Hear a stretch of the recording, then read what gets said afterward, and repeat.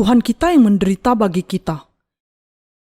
Yesaya pasal 52 ayat 13 sampai 53 ayat 9. Sesungguhnya hambaku akan berhasil, ia akan ditinggikan, disanjung dan dimuliakan. Seperti banyak orang akan tertenggung melihat dia, begitu buruk rupanya, bukan seperti manusia lagi, dan tampaknya bukan seperti anak manusia lagi. Demikianlah, ia akan membuat tercengang banyak bangsa. Raja-raja akan mengatupkan mulutnya melihat dia.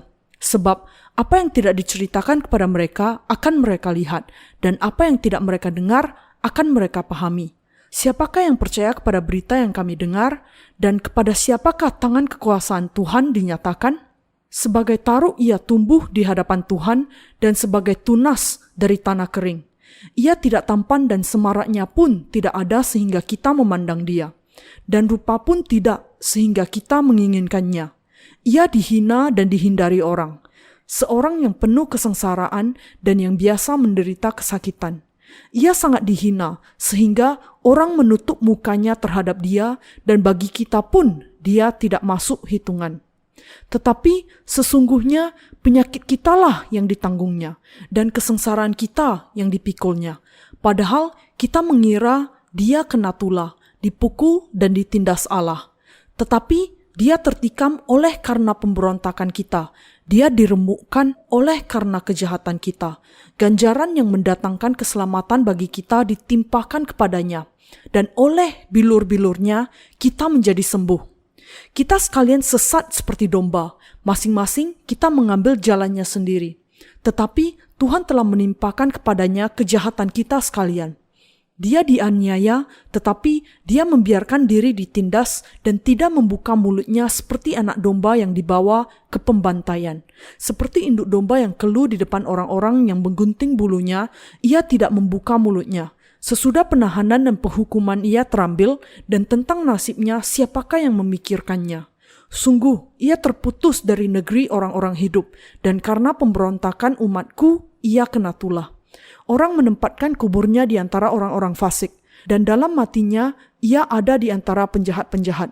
Sekalipun ia tidak berbuat kekerasan, dan tipu tidak ada di dalam mulutnya. Injil ini sekarang tersebar ke seluruh dunia. Zaman ini memang sedang menuju kepada kebinasaan. Dari sisi politik dan ekonomi, semuanya menuju kebinasaan. Secara khusus, angin peperangan berhembus kencang, karena negara-negara superpower masih berusaha mengembangkan pengaruhnya ke seluruh dunia. Dekat dengan tempat tinggal saya, Korea Utara, baru-baru ini mengumumkan bahwa mereka mengembangkan senjata nuklir yang menyebabkan adanya pergolakan di lingkungan internasional.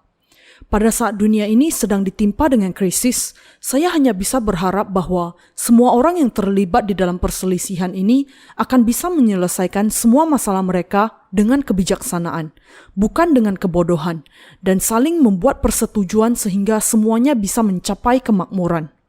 Kita harus berdoa setiap hari sehingga Allah akan memberikan kepada kita waktu yang lebih lama yang memungkinkan kita untuk bisa memberitakan Injil lebih banyak lagi. Itu bukan karena saya takut mati. Alasannya adalah karena masih ada negara-negara di mana Injil yang benar masih belum diberitakan, dan ada juga negara-negara di mana Injil ini mulai berkembang. Kerinduan saya adalah untuk melanjutkan pemberitaan Injil yang benar dengan semakin luas pada waktu Injil itu masih baru tumbuh dan berkembang, karena Injil ini masih perlu diberitakan semakin luas. Tentu saja, Allah membuat segala sesuatu bekerja untuk kebaikan. Tetapi yang saya khawatirkan adalah bahwa manusia bisa bersikap begitu bodoh. Di dalam kenyataannya, ada orang-orang yang mengancam kehidupan orang lain ketika mereka sendiri tidak tahu sama sekali tentang kapan dan bagaimana mereka menghadapi kematian mereka sendiri. Ada yang bahkan sampai berusaha untuk membantai semua orang. Saya percaya bahwa Allah pasti menguasai hati para pemimpin di dunia ini, dan saya juga percaya bahwa Ia akan memberikan kedamaian kepada kita. Di zaman ini, bangsa Israel masih menantikan Mesias yang dijanjikan bagi mereka. Mereka seharusnya menyadari bahwa Mesias tidak lain adalah Yesus. Mereka harus mengakui Yesus sebagai Mesias yang sedang mereka nantikan dan percaya kepadanya demikian. Dalam waktu yang tidak lama lagi, Injil yang menyenangkan hati Tuhan akan masuk ke Israel dan juga negara-negara lain di mana pintu untuk Injil saat ini belum terbuka. Bahkan, Injil ini berkembang dengan sangat baik ke seluruh dunia sehingga berkembang sampai matang di akhir zaman ini. Saya mendengar bahwa sebuah sekolah teologi di Bangladesh sudah menjadikan buku-buku terbitan kami yang berbahasa Inggris sebagai bacaan wajib bagi para mahasiswa untuk mendapat gelar mereka. Setelah bertemu dengan Injil, air, dan Roh untuk pertama kalinya, para mahasiswa di sekolah teologi ini sekarang akan menerima pengampunan dosa bahkan sebelum mereka memiliki kesempatan untuk merasa takjub. Demikian, saya berharap bahwa pertama-tama para teologi di dunia ini akan menerima pengampunan dosa dengan mengenal serta percaya kepada Injil, air, dan Roh. Dan kemudian kita yang menerima pengampunan dosa sebelum hal itu terjadi harus senantiasa berdoa agar hal itu terjadi. Kita bukan hanya harus berdoa, tetapi kita juga harus senantiasa hidup dengan iman. Mesias datang ke dunia ini sekitar 700 tahun setelah nubuat Yesaya. Yesaya adalah seorang nabi yang hidup sekitar 700 tahun sebelum kelahiran Yesus Kristus di dunia ini. Meskipun ia mendahului kedatangan Yesus Kristus 700 tahun, karena ia tahu banyak tentang Mesias, Yesaya menubuatkan segala sesuatu tentang Mesias yang akan datang dan bagaimana karya keselamatan yang akan dikerjakannya seperti ia sudah melihat Mesias itu dengan matanya sendiri. Dari Yesaya pasal 52 ayat 13 dan sepanjang pasal 53 dan 54, Yesaya terus bernubuat secara terperinci tentang bagaimana Mesias akan menyelamatkan semua umat manusia dari dosa. Sangat luar biasa bahwa ia begitu tepat menubuatkan bahwa Yesus Kristus memang akan datang ke dunia ini, menanggung segala dosa melalui baptisannya, mencurahkan darahnya di kayu salib, dan dengan itu membawa keselamatan bagi semua manusia. Dan setelah 700 tahun berlalu, sejak nubuat Yesaya diucapkan, Yesus Kristus sungguh-sungguh datang ke dunia ini dan menggenapi semua karyanya tepat seperti yang dinubuatkan oleh Yesaya. Yesaya menubuatkan bahwa Mesias yang akan datang ini akan bertindak dengan hikmat. Seperti yang tertulis di dalam Yesaya pasal 52 ayat 13, "Sesungguhnya hambaku akan berhasil, ia akan ditinggikan, disanjungkan, dan dimuliakan." Karena Yesus Kristus datang ke dunia ini dalam rupa manusia dan sungguh-sungguh menanggung segala dosa dunia ke atas dirinya melalui baptisannya, ia bisa menyerahkan hidupnya di kayu salib, dan dengan demikian dihukum bagi semua dosa seluruh umat manusia. Sama seperti yang dinubuatkan oleh Yesaya, semua yang dikatakannya memang berhasil dilaksanakan dengan bijaksana. Karena Yesus Kristus, segala dosa manusia sudah lenyap, diselesaikan dengan berhasil, dan namanya memang sudah ditinggikan, disanjung, dan dimuliakan. Semuanya sesuai dengan apa yang dinubuatkan sebelumnya. Yang dinubuatkan oleh Yesaya tentang Kristus memang sungguh-sungguh sudah menjadi kenyataan. Namun ketika Tuhan kita datang ke dunia ini, orang Israel tidak mengenal Dia sebagaimana seharusnya. Meskipun Tuhan kita datang ke dunia ini dan sungguh-sungguh menanggung segala dosa dunia, termasuk dosa-dosa bangsa Israel, mati di kayu salib dan bangkit kembali dari kematian, orang Israel bahkan tidak percaya kepada baptisan Mesias ataupun kepada darahnya.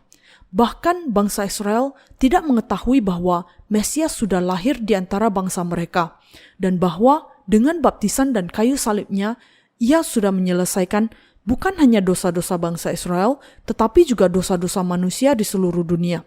Mereka tidak menyadari bahwa Yesus ini memang dalam kenyataannya Anak Allah, Mesias yang sejati bagi bangsa Israel. Orang-orang Israel harus menyadari dengan benar bahwa Yesus memang Mesias yang sudah mereka nantikan selama bertahun-tahun. Penderitaan Yesus adalah untuk melenyapkan dosa-dosa dunia. Ketika Yesus datang ke dunia ini, ia memang menderita sengsara yang sangat luar biasa yang tidak terkatakan. Seperti yang dijelaskan di dalam Yesaya pasal 53, Mesias memang disebut sebagai seorang yang penuh dengan kesengsaraan. Karena menanggung begitu banyak dosa-dosa kita, ia menderita dengan sangat sengsara. Begitu besar sehingga Alkitab sampai mengatakan bahwa kita kemudian menutup muka terhadap Dia. Tetapi hanya sedikit yang sungguh-sungguh mengerti Yesus sebagai Mesias, karena ia sudah mengalami penderitaan yang begitu banyak oleh umat di zamannya. Maka banyak yang tidak bisa mengerti dan percaya kepada Yesus Kristus Sang Mesias sebagai Juru Selamat. Tuhan kita memang datang ke dunia ini dalam ketaatan kepada kehendak Bapa untuk menggenapi karyanya menyelamatkan manusia dari dosa-dosa dunia, dan untuk melakukan itu, ia mengalami begitu banyak penderitaan. Tidak cukup bagi dia datang ke dunia ciptaannya ini dalam rupa manusia yang ia sendiri ciptakan sesuai dengan gambarnya. Tetapi ia bahkan dibenci, dihina, disiksa, dan ditindas. Sebegitu banyaknya sampai Alkitab mengatakan bahwa kita menutup muka terhadap dia karena terlalu banyak yang harus dia tanggung. Jauh dari menerima penghormatan dari dunia ini sebagai Mesias, ia diperlakukan buruk dan disiksa seolah-olah dia orang gila yang kerendahan hatinya bahkan tidak akan bisa dijelaskan dengan kata-kata. Sama seperti ketika kita menutup mata pada saat melihat seseorang yang dengan sangat jelas dihina dan dipermalukan, Mesias disiksa di hadapan ciptaannya sendiri. Begitu buruk sampai bangsa Israel pada saat itu bahkan menyembunyikan wajah mereka darinya. Ketika Yesus datang ke dunia ini, terlihat seperti apakah dia? Ketika Mesias datang ke dunia ini, ia sebenarnya seperti tanaman yang lembut, seperti tunas dari tanah kering. Tidak banyak yang bisa dikatakan dengan kata lain mengenai penampilan luarnya. Bahkan kalau kita membandingkan antara Tuhan kita dengan diri kita sendiri, hanya sedikit saja ketampanan atau kemenarikan dari Mesias itu. Penampilan luar Mesias kita adalah sedemikian sampai tidak ada yang layak untuk dibanggakan. Ketika Mesias datang ke dunia ini, memang tidak ada yang indah dari penampilan bagian luarnya yang bisa membuat kita terdorong untuk mengaguminya. Tetapi bagaimanapun penampilannya, sebagai Mesias, ia berhasil menyelesaikan semua dan menerima penumpangan tangan dari Yohanes untuk menanggung segala dosa kita ke atas tubuhnya sesuai dengan sistem korban, disalibkan dan mencurahkan darahnya, bangkit kembali dari kematian, dan dengan itu menyelamatkan kita dari dosa kita. Karena Mesias ini menanggung segala dosa ke atas dirinya dengan sungguh-sungguh dibaptiskan oleh Yohanes, ia bisa disalibkan dan mencurahkan darahnya bagi kita. Seperti yang dikatakan di dalam Yesaya pasal 53 ayat 3, ia dihina dan dihindari orang. Seorang yang penuh kesengsaraan, yang biasa menderita kesakitan. Ia sangat dihina sehingga orang menutup mukanya terhadap dia, dan bagi kita pun dia tidak masuk hitungan. Karena Mesias kita harus datang ke dunia ini dan membuat segala dosa dunia ini dilenyapkan dengan menerima penumpangan tangan serta mencurahkan darahnya, ia kemudian harus diperlakukan demikian rupa oleh orang Israel dan tentara Romawi. Penderitaan Mesias dinubuatkan 700 tahun yang lalu. Bahwa Mesias akan sungguh-sungguh datang ke dunia ini, dibaptiskan oleh Yohanes, mencurahkan darahnya di kayu salib dan bangkit kembali dari kematian, sudah dinubuatkan oleh Nabi Yesaya sekitar 700 tahun sebelum kelahiran Kristus. Seperti yang sudah dinubuatkan oleh Nabi Yesaya mengenai Mesias yang akan datang, Yesus Kristus memang datang ke dunia ini tepat seperti yang dinubuatkannya, yaitu Mesias akan dilahirkan oleh seorang anak darah di dalam sebuah palungan dengan kerendahan hati, menanggung segala dosa melalui baptisan yang diterimanya dari Yohanes Pembaptis, naik ke kayu salib di mana dia mencurahkan darahnya dan mati bagi keselamatan kita, dan pada hari yang ketiga bangkit kembali dari kematian. Sama seperti tangan orang ditumpangkan ke atas kepala hewan korban penghapus dosa dan darahnya dicurahkan di hari raya pendamaian, Imamat pasal 16, dan kemudian dosa-dosa selama setahun diperdamaikan, Yesus memang menanggung segala dosa kita dengan baptisan yang diterimanya dari Yohanes dan mencurahkan darahnya serta mati di kayu salib, semuanya sesuai dengan firman nubuat yang sesungguhnya. Setelah menerima segala dosa dunia dengan baptisannya, Yesus kemudian mengalami 3 tahun kesengsaraan pada masa penampilan kehidupannya di depan umum. Alasan mengapa Yesus Sang Mesias disalibkan adalah karena melalui baptisannya dari Yohanes Pembaptis, segala dosa dunia ditanggungkan kepadanya, dan inilah juga sebabnya ia begitu dihina, dianiaya, dan disengsarakan oleh semua orang. Bahkan orang tidak hanya menyangkal bahwa Yesus itu Sang Mesias, tetapi beberapa di antara orang-orang Yahudi dan Romawi membenci dan menganiaya Yesus melampaui deskripsi apapun. Ia dibenci dan ditolak oleh orang-orang itu dengan teramat sangat. Yesus sebenarnya menanggung segala dosa manusia sekaligus dengan menerima baptisannya dari Yohanes Pembaptis di Sungai Yordan, dan kemudian ia mencurahkan darahnya di kayu salib. Mesias dibaptiskan oleh Yohanes dan mencurahkan darahnya di kayu salib untuk menggenapi kehendak Bapa. Ia ditelanjangi di kayu salib dan diludahi.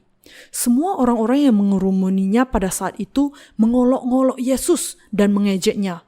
Kalau engkau sungguh-sungguh anak Allah, turunlah dan selamatkanlah dirimu sendiri.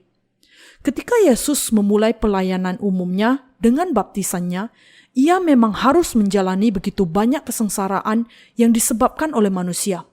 Meskipun Yesus Kristus memang sudah menanggung segala dosa dunia melalui baptisan bagi umat manusia, orang-orang pada zaman itu yang tidak bisa memahami hal itu membenci Yesus yang datang sebagai Mesias mereka sendiri. Terus-menerus menganiaya dia, mengakibatkan penderitaan yang sangat hebat baginya, menolak dan menghina dia. Bahkan Yesus Sang Mesias sangat dibenci sampai Alkitab mengatakan bahwa ia diperlakukan seperti cacing ketika ia berada di dalam dunia ini. Memang Anda tidak tahu berapa banyak orang-orang Farisi membenci Yesus. Orang-orang Farisi itu tidak bisa meninggalkan Mesias sendirian, yang nampaknya sangat mengancam kepemimpinan dan kepopularan mereka. Karena itu, mereka membenci Mesias, senantiasa berusaha untuk menemukan kesalahannya dan tidak ragu-ragu untuk meluncurkan semua jenis serangan pribadi terhadapnya setiap kali sekma mereka gagal. Yesaya memang sudah menubuatkan tentang bagaimana Mesias itu akan disengsarakan. Kita kemudian bisa mengkonformasikan dari perincian yang dibuat oleh Nabi Yesaya lebih dari 700 tahun sebelum kedatangan Mesias tentang bagaimana perlakuan yang diterima Yesus di dunia ini. Apakah orang percaya kepada Yesus Kristus, Sang Mesias yang datang dengan air dan darah? Namun, meskipun mengalami kesengsaraan ini, Yesus Sang Mesias dengan tenang melakukan dan menggenapi karyanya. Sekarang orang Israel dan semua manusia di dunia ini harus menyadari dan percaya bahwa Mesias ini adalah Yesus Kristus. Untuk membuat dosa-dosa orang Israel dan semua manusia di seluruh dunia ini terhapus, Mesias memang menerima baptisannya dalam bentuk penumpangan tangan, memang sungguh-sungguh disalibkan, dan dengan itu menerima kesengsaraan yang teramat sangat. Dan dengan melakukan hal itu, ia dengan sempurna menyelamatkan orang-orang yang percaya kepada pelayanannya dari segala dosa mereka dan sudah menerima iman dari orang-orang percaya itu sebagai iman yang penuh. Meskipun kenyataan bahwa Mesias datang ke dunia ini dengan rendah hati, dan meskipun kenyataan bahwa ia sudah dibaptiskan, mati di kayu salib dan bangkit kembali dari kematian untuk membuat dosa semua manusia terhapus, mereka yang percaya kepadanya hanya terhitung sangat sedikit. Agar kita bisa hidup, kita harus percaya bahwa Yesus adalah sungguh-sungguh juru selamat dan Mesias yang sejati, bahwa ia bukan hanya Mesias bagi orang Israel, tetapi bagi semua manusia. Meskipun Yesus sungguh-sungguh menanggung segala dosa kita dengan baptisannya dan menanggung semua penderitaan kita, penyakit kita, dan kutuk kita, beberapa orang mungkin bertanya-tanya, dosa apa yang dia lakukan di dunia ini sampai ia menghadapi kesengsaraan yang demikian? Tetapi Yesus pada kenyataannya adalah anak Allah yang tidak berdosa. Dengan menanggung segala dosa kita, Mesias menggantikan kita menanggung derita, kutuk, kepedihan dan kesengsaraan karena dosa-dosa kita. Melalui kesengsaraan yang sudah dihadapi Yesus sepanjang 33 tahun, kehidupannya sejak ia datang ke dunia ini, ia sudah menyelamatkan kita dari dosa kita. Saat itu, ketika mendengar firman Allah yang dikatakan oleh Nabi Yesaya, apakah orang-orang pada zaman itu percaya kepada Yesus Kristus Sang Mesias yang datang dengan air dan roh? Siapakah yang percaya kepada Injil, air, dan roh yang kita beritakan sekarang ini? Bahkan sampai sekarang banyak orang yang tidak tertarik kepada Injil, air, dan roh, meskipun mereka mengaku percaya kepada Yesus. Di sini, di bagian yang kita baca, Nabi Yesaya sedang menubuatkan bahwa Anak Allah akan datang ke dunia ini, bertindak dengan bijak, menanggung segala dosa kita, dihukum untuk dosa-dosa itu, dan dengan itu menyelamatkan kita. Tetapi tidak banyak yang menerima kebenaran yang digenapinya. Namun, saya yakin bahwa sejak saat ini, semua orang dari segala bangsa akan mengakui Yesus Kristus sebagai Mesias mereka dan meninggikan Dia. Apakah Anda menyadari bahwa Yesus Sang Mesias disengsarakan karena dosa-dosa orang Israel, karena dosa-dosa Anda dan saya, dan karena dosa-dosa semua manusia? Nabi Yesaya yang sungguh-sungguh ingin agar Anda memahami dan percaya kepada hal ini, kemudian menubuatkan pelayanan Mesias seperti itu. Mesias adalah seperti tunas dari tanah kering. Beginilah Nabi Yesaya menubuatkan mengenai kedatangan Yesus Kristus Sang Mesias, yaitu bahwa ketika Ia datang ke dunia ini, Ia akan datang dalam rupa yang sangat menyedihkan.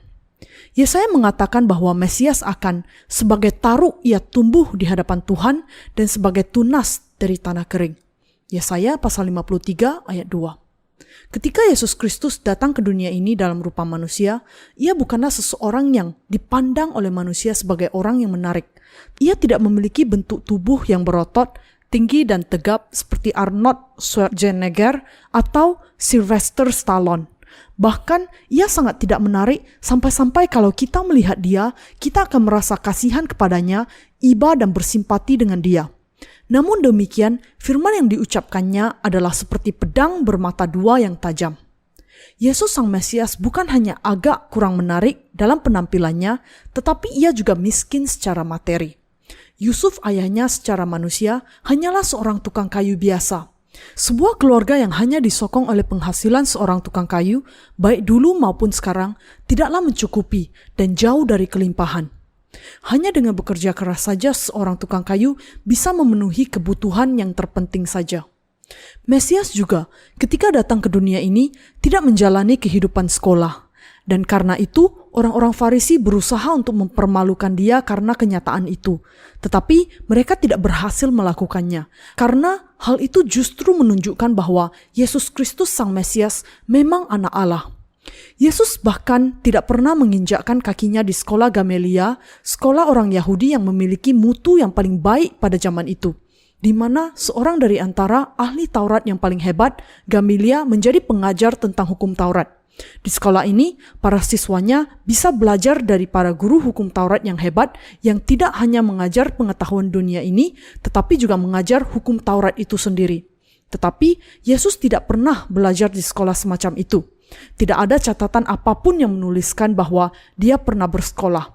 Tetapi, meski demikian, tidak ada sesuatu pun mengenai hukum Taurat dari Perjanjian Lama yang tidak diketahuinya, dan di bagian-bagian di mana Perjanjian Lama mengajarkan tentang Mesias, Ia memiliki pemahaman yang lebih banyak dan iman yang lebih besar dibandingkan dengan siapapun. Tidak ada satupun perkataan yang dikatakannya yang tidak masuk akal atau yang menyimpang dari hukum Taurat Allah. Mengapa Mesias harus demikian disengsarakan, dipermalukan dan diejek?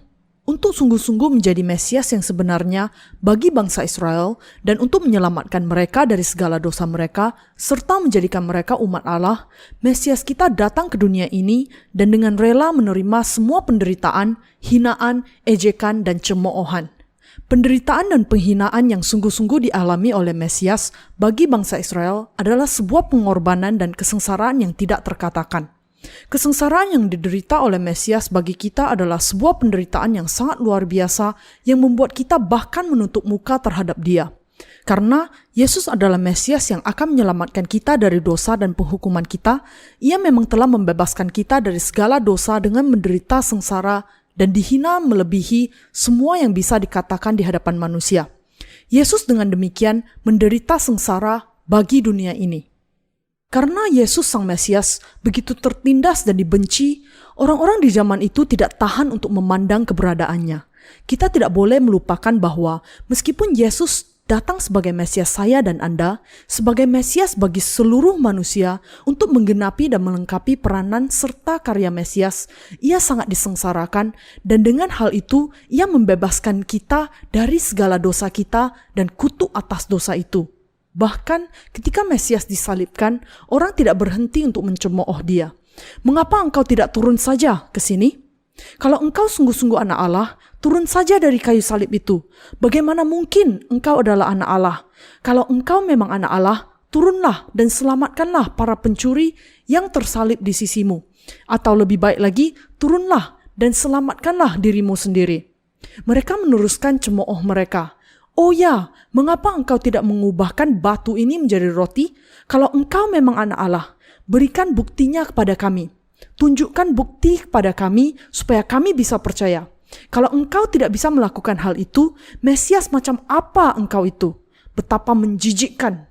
Orang dengan itu menghina Mesias, mencela dia dan mengejek dia tanpa henti. Mereka menelanjangi dia, menampar wajahnya dan meludahinya. Kristus menderita terhadap olokan, perendahan, dan hinaan yang terbesar yang belum pernah terjadi sebelumnya dan tidak akan pernah terjadi lagi.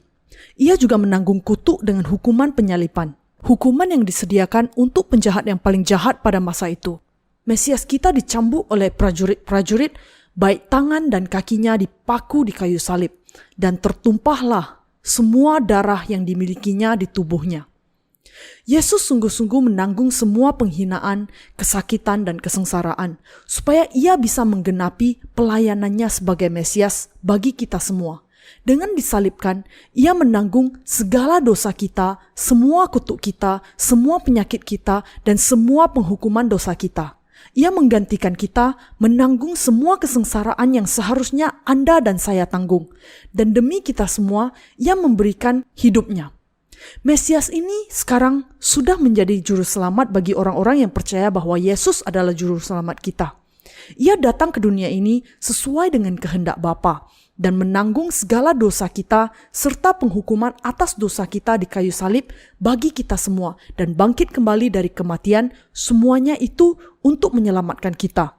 Saudara-saudariku, apakah Anda pikir mudah bagi Yesus untuk menjalani semua penderitaan dan penghinaan di hadapan semua orang-orang itu?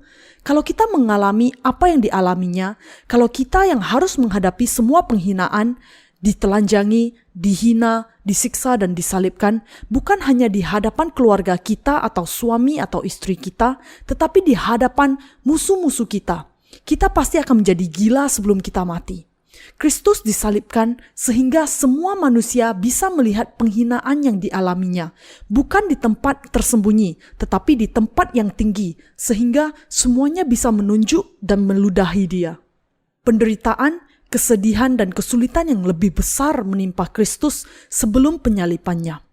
Sebelum menyalibkan Yesus, orang-orang memastikan bahwa ia akan melalui segala macam penderitaan. Ia dibawa ke hadapan orang banyak dan diadili di hadapan mereka, diludahi dan wajahnya bahkan ditampar oleh salah seorang hamba imam besar. Ia diludahi, orang-orang menampar wajahnya, mencambuk dia dan melempari dia. Yesus Sang Mesias harus menjalani semua kesengsaraan ini tidak lain hanya untuk kita semua. Alkitab mengatakan bahwa ia memang mengalami kesengsaraan bagi kita dan mengatakan, tetapi dia tertikam oleh karena pemberontakan kita. Dia diremukkan oleh karena kejahatan kita. Yesaya pasal 53 ayat 5. Mesias menjalani penderitaan yang demikian supaya ia bisa membebaskan semua manusia termasuk orang-orang Israel dari dosa-dosa mereka dan kutukan atas dosa-dosa mereka itu. Mesias mengurus dosa dunia dan penghukuman atas dosa dengan menerima baptisan dari Yohanes dan menggenapi pelayanannya dengan ditindas oleh umatnya sendiri, prajurit Romawi dan orang-orang dari berbagai bangsa. Allah menubuatkan bahwa Mesias akan menyelamatkan orang-orang yang saat itu melawan dia dari segala dosa mereka. Memang dari segala dosa yang pernah dilakukan oleh seluruh umat manusia, dan sama seperti yang dinubuatkan, Yesus Kristus memang datang ke dunia ini sebagai Mesias, sungguh-sungguh menjalani semua kesengsaraan ini dan menyelamatkan Anda dan saya dari dosa-dosa dan kutuk atas dosa-dosa itu dengan mencurahkan darahnya yang sangat mulia. Bahwa kita diselamatkan dari dosa dan kutuk dosa dengan percaya kepada Mesias bukanlah sesuatu kenyataan yang terjadi tanpa adanya korban yang harus dibayar. Karena Yesus Kristus datang ke dunia ini dan menghadapi semua kesengsaraan itu, sehingga saat ini kita bisa menjadi tidak berdosa. Dan karena Mesias ini dihakimi untuk segala dosa kita, sehingga kita bisa hanya dengan percaya di dalam hati kita menerima anugerah keselamatan dan pengampunan dosa dan menjadi anak-anak Allah. Karena Mesias kita bisa menjadi orang-orang yang bahagia. Kita harus mengucap syukur kepada Mesias yang memberikan kepada kita kebahagiaan ini dan mencurahkan berkat-berkatnya kepada kita. Keselamatan yang diberikan Mesias kepada kita hanya melalui iman, karena meskipun kita tidak memberikan kepadanya korban apapun dari diri kita, ia sendiri sudah memberikan korban yang tidak ternilai harganya di hadapan Allah Bapa. Kita harus percaya bahwa Allah sendiri memang sudah menyelamatkan kita dengan menderita semua kesengsaraan ini, dan kita harus mengucapkan syukur kepadanya untuk hal itu. Dengar, oh Israel, berbaliklah dan percaya kepada Yesus Kristus. Orang-orang Israel harus bertobat saat ini dan percaya kepada Yesus, Sang Mesias sebagai juru selamat mereka. Bahkan sampai saat ini, bangsa Israel masih tidak mengakui bahwa Mesias mereka sudah datang. Sama seperti yang sudah dinubuatkan oleh Nabi Yesaya bahwa Sang Mesias, hamba Allah, akan datang ke dunia ini, dan sama seperti yang dinubuatkan firman ini bahwa Mesias akan setelah datang ke dunia ini menyelamatkan kita dengan menanggung segala dosa-dosa manusia melalui baptisannya dan disalibkan di kayu salib. Yesus Kristus memang sudah menggenapi semua karya keselamatannya. Orang-orang Israel sekarang harus berbalik dan mengenal serta percaya kepada kebenaran ini. Mereka harus mengakui dosa yang dilakukan oleh bangsa mereka yang menyalibkan Yesus, dan mereka harus menyadari keberadaan diri mereka sebagai segumpal dosa sejak mereka lahir, dan dengan percaya kepada Mesias ini, sekarang mereka bisa diselamatkan dari dosa mereka dan kutuk atas dosa. Sekarang ini tidak ada Mesias yang lain, karena Yesus Kristus sudah datang sebagai Mesias. Tidak ada Mesias yang lain. Bagaimana mungkin ada Mesias yang lain? Bagaimana mungkin ada juru selamat yang lain? Ketika bangsa Israel mengalami penderitaan yang semakin berat di masa yang akan datang, apakah mereka akan mengharapkan munculnya semacam pahlawan yang hebat versi Hollywood seperti Superman yang akan muncul dan menjadi Mesias mereka? Bahkan sejak saat ini, orang-orang Israel harus mengakui Yesus Kristus sebagai juru selamat Mesias mereka. Mereka harus percaya bahwa Yesus Kristus memang Mesias mereka yang sesungguhnya. Mesias mereka sudah datang ke dunia ini 2000 tahun yang lalu, dan untuk menghapus segala dosa mereka dan menjadikan mereka anak-anak Abraham yang sesungguhnya, ia dibaptiskan, sama seperti mereka sudah disunatkan dan kemudian disalibkan, semua itu supaya mereka menerima sunat rohani. Mesias menjadi juru selamat sejati bagi bangsa Israel dengan menanggung segala dosa mereka dengan baptisannya dari Yohanes, memikul kayu salib dan mencurahkan darahnya untuk menanggung sengsara dan bangkit kembali dari kematian. Orang-orang Israel harus bertobat dan percaya kepada Mesias. Mereka saat ini harus percaya kepada Yesus Kristus sebagai Mesias mereka. Satu-satunya yang belum digenapi saat ini adalah bahwa bangsa Israel percaya kepada Yesus Kristus sebagai juru selamat mereka. Mereka harus menyadari bahwa Mesias yang dinubuatkan oleh Yesaya adalah sungguh-sungguh Yesus Kristus ini. Nubuat di dalam perjanjian lama semuanya sudah digenapi melalui Yesus Kristus dan sama sekali tidak meninggalkan huruf yang terkecil ataupun titik yang paling tipis. Di dalam bagian yang kita baca tadi, dikatakan bahwa banyak bangsa akan tercengang. Yesaya pasal 52 ayat 14-15 mengatakan, seperti banyak orang akan tertenggung melihat dia, begitu buruk rupanya, bukan seperti manusia lagi, dan tampaknya bukan seperti anak manusia lagi. Demikianlah ia akan membuat tercengang banyak bangsa, raja-raja akan mengatupkan mulutnya melihat dia, sebab apa yang tidak diceritakan kepada mereka akan mereka lihat, dan apa yang tidak mereka dengar akan mereka pahami. Dengan datang ke dunia ini, Yesus Kristus menghadapi penderitaan yang jauh lebih besar dibandingkan dengan semua hukuman mati yang dijatuhkan kepada penjahat yang mana saja. Ia mengorbankan dirinya dengan mengambil lebih banyak kesakitan dan kesengsaraan dibandingkan dengan semua penjahat di dunia ini, semuanya itu untuk membuat semua manusia menjadi umatnya. Ia menyelamatkan umatnya yang mau menerima pengampunan dosa dengan percaya kepadanya. Demikianlah Dia menyelamatkan manusia. Manusia akan mendengar kabar indah tentang keselamatan ini yang tidak pernah mereka dengar atau mereka lihat sebelumnya. Semua orang yang belum pernah mendengar bahwa Mesias itu adalah Yesus Kristus, akhirnya akan mendengarnya dan percaya kepada hal itu. Yesus adalah Mesias yang sudah datang dan akan datang kembali. Saat ini kita sedang mendekati akhir zaman. Masa ini akan menjadi masa kematian dan kesengsaraan. Mereka yang percaya kepada Mesias bagaimanapun tidak memiliki ketakutan akan kematian. Sebaliknya, mereka bahkan menantikan kebahagiaan surgawi dan kebangkitan yang akan terjadi sesudah kematian mereka. Bahwa kegelapan turun ke atas dunia ini tidak berarti bahwa kita orang-orang benar juga akan mengalami kegelapan. Ketika Injil ini sudah sungguh-sungguh disebarkan, Mesias kemudian akan datang kembali.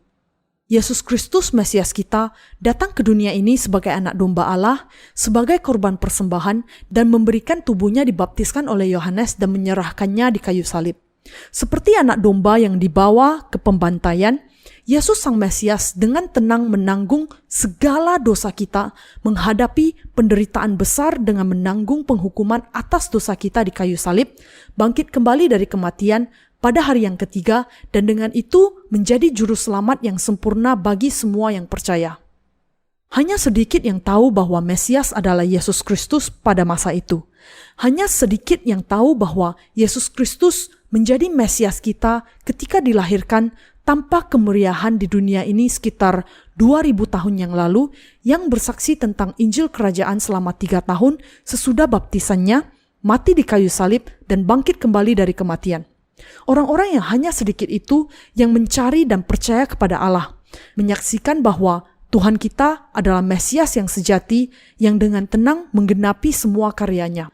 Hamba-hamba Allah ini menyebarkan berita itu ke seluruh penjuru dunia bahwa Mesias sudah menyelamatkan kita dari segala dosa kita dengan datang ke dunia ini dan mengalami kesengsaraan.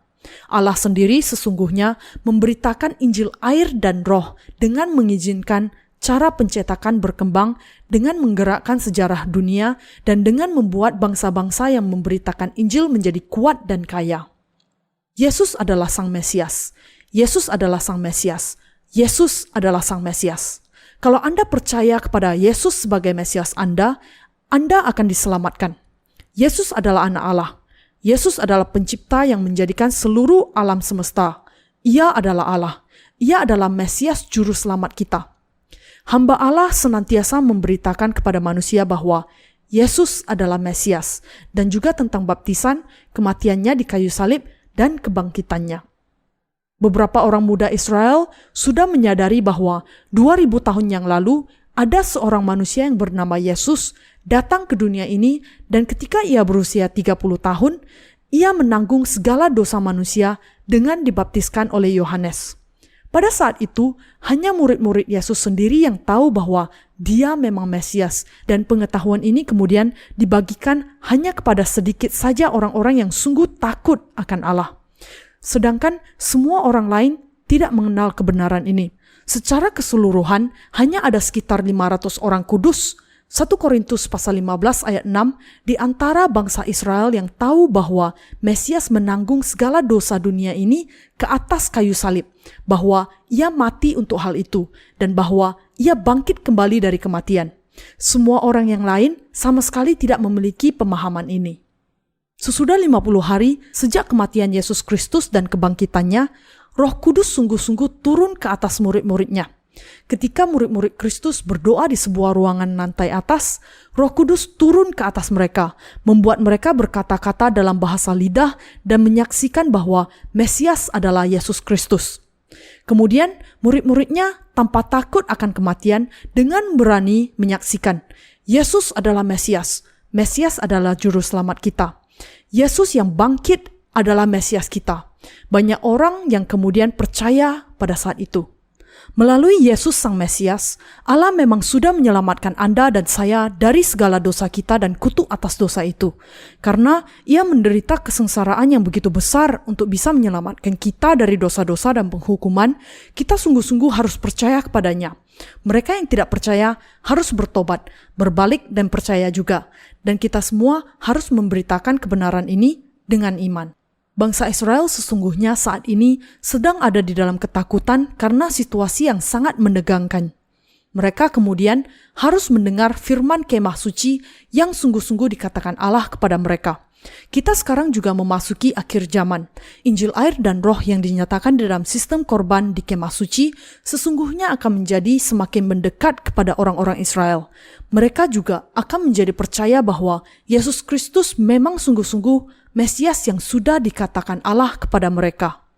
Allah sudah mengatakan kepada orang-orang Israel mengenai sistem korban, dan mereka percaya kepada hal itu. Kenyataannya, mereka masih ingin memberikan korban kepada Allah sesuai dengan sistem korban kemah suci. Di antara bangsa Israel, masih ada beberapa orang fundamentalis yang tinggal di padang gurun. Bahkan sampai saat ini, orang-orang yang hidup di padang gurun ini masih memberikan korban dengan cara yang demikian. Mereka dengan kata lain memberikan jenis korban yang pernah dipersembahkan di kemah suci sebelumnya. Mungkin mereka adalah keturunan Harun. Untuk memelihara tradisi keluarga mereka hidup di padang gurun dan bukan di kota-kota.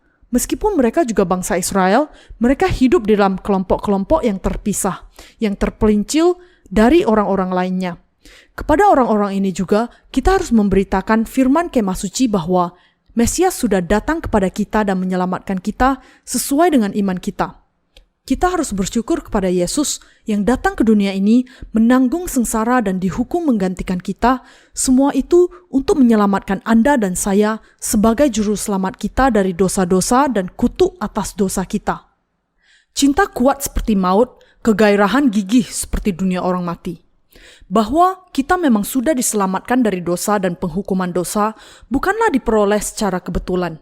Seolah-olah itu datang dengan pengiriman surat yang tidak disengajai.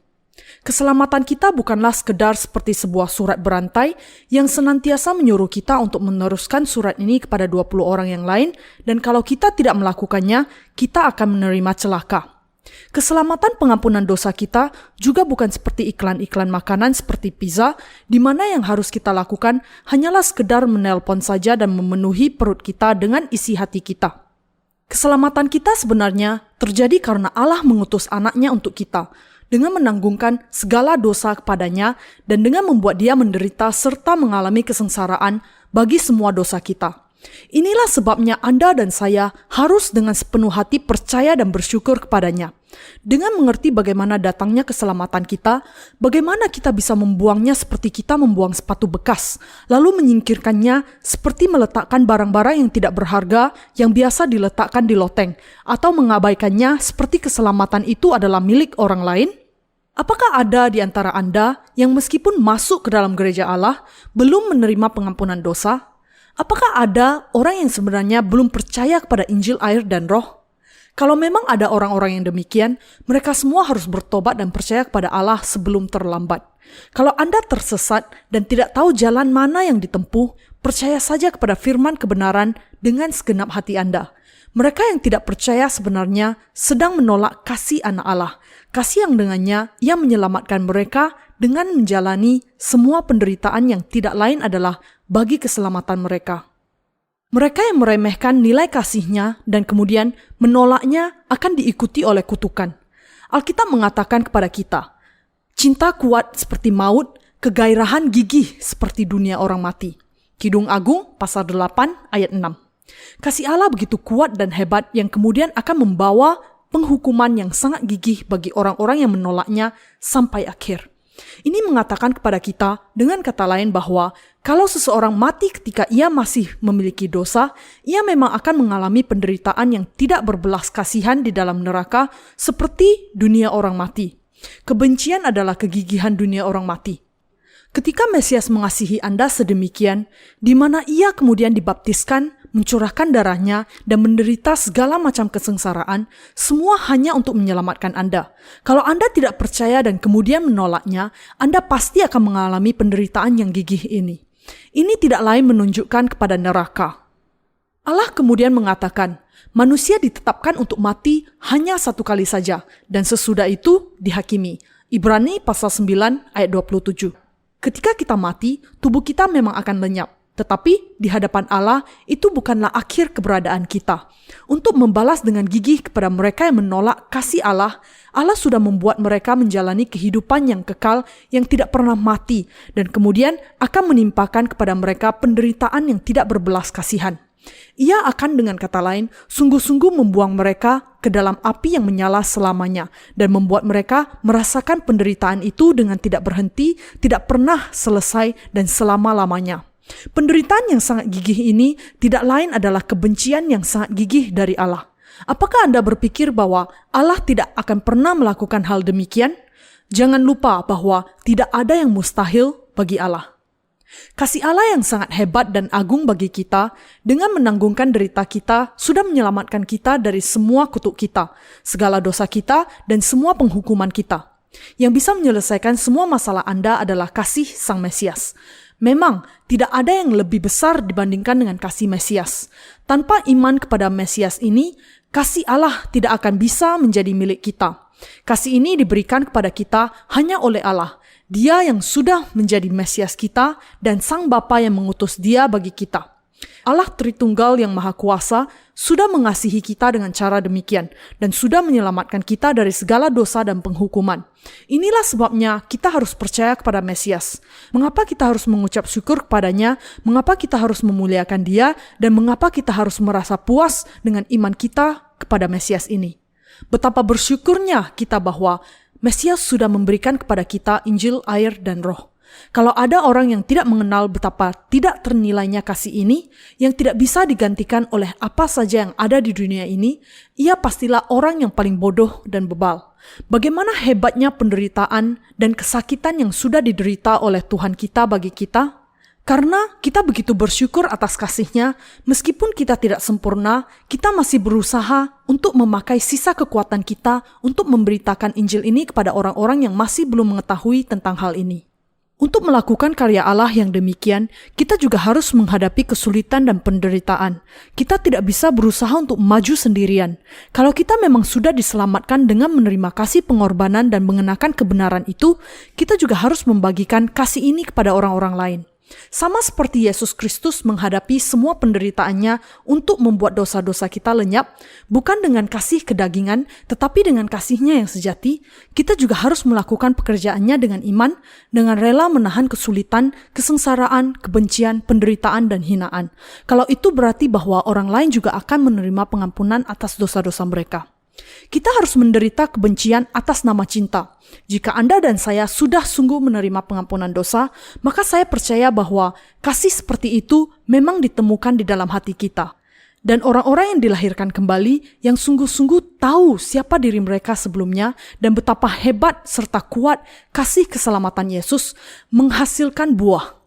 Orang-orang yang diselamatkan adalah pohon yang menghasilkan buah keselamatan. Sebab dari buahnya, pohon itu dikenal. Matius pasal 12 ayat 33.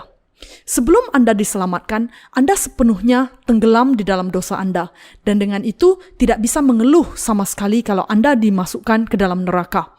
Tetapi Anda percaya bahwa Allah sudah menjadi juru selamat Anda dengan datang ke dalam dunia ini dalam rupa manusia dan mengalami kesengsaraan bagi Anda, dan bahwa dengan penderitaan karena Anda, Ia sudah menyelamatkan Anda dari dosa dan penghukuman Anda.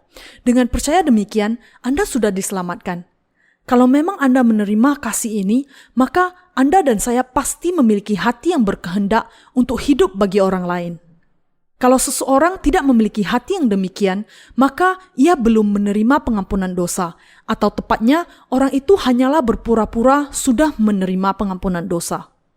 Sama seperti Kristus menghadapi semua penderitaan dan sudah menyelamatkan kita dari segala dosa dan penghukuman karena Ia mengasihi kita, kalau kita memang sudah diselamatkan karena percaya kepada kasih ini, maka kasih ini juga akan ada di dalam hati kita. Mengapa? Karena Kristus sekarang ini hidup di dalam hati kita. Seperti Ia telah menanggung sengsara bagi kita dan sudah mengasihi kita, kita juga harus memiliki keinginan untuk hidup bagi orang lain dan menghadapi kesulitan bagi mereka. Karena kita yang sudah menerima pengampunan dosa tidak lagi memiliki dosa yang tersisa di dalam hati kita. Hati kita semua sudah diubahkan menjadi seperti hati Yesus Kristus. Saya bersyukur kepada Yesus yang datang ke dunia ini, yang dibaptiskan dan mencurahkan darahnya di kayu salib, yang menerima semua penderitaannya bagi kita, dan yang kemudian menjadi Mesias yang sudah membebaskan kita dari segala dosa kita.